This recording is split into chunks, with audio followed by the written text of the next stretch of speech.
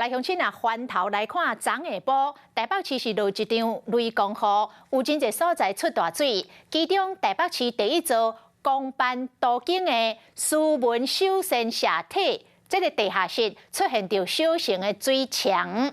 管委会家己所做的接水的塑胶盘，嘛挡袂掉大水，这个水为大厅的柜台一直淹到地下室。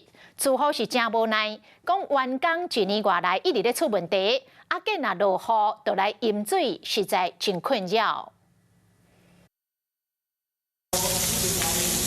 大雨是上甲袂输是喷泉同款，地下室的停车场出现着水帘洞的景观，这毋是室内的景观水墙，是台北市斯文休闲的社会主体。昨下晡台北市这场雷公雨，历史斯文休闲的社会主体淹大水。黑色的迄就是西贡啊。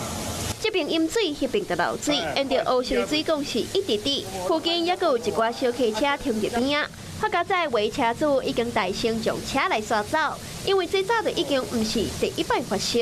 为了防止淹水，斯文首善的管委会是特别自制了蓝色塑胶的接水盘，在这边接水哦，让这个水可以沿着水管一路的接到下水道这边来。但是还是有住户反映，每逢下雨必淹水，就是水很大的泄下来吧。从进来到现在就已经是这样子了，他们应该没有弄好。昨天是很多人在这边清，我昨天晚上7点多回来的时候，很多人在清，甚至用吸尘器在吸。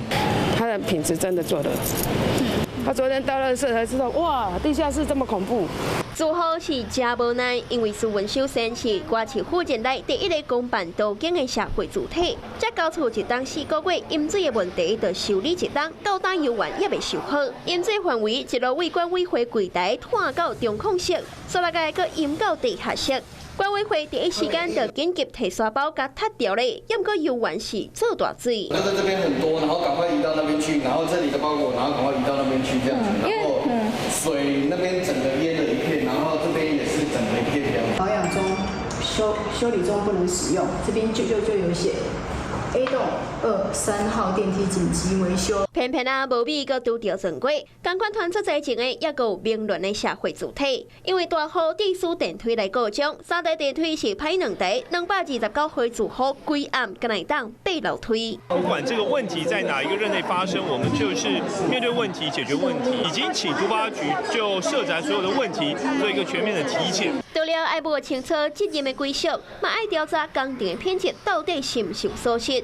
民众敢若想要知影，到底上怎角度将漏水问题解决掉。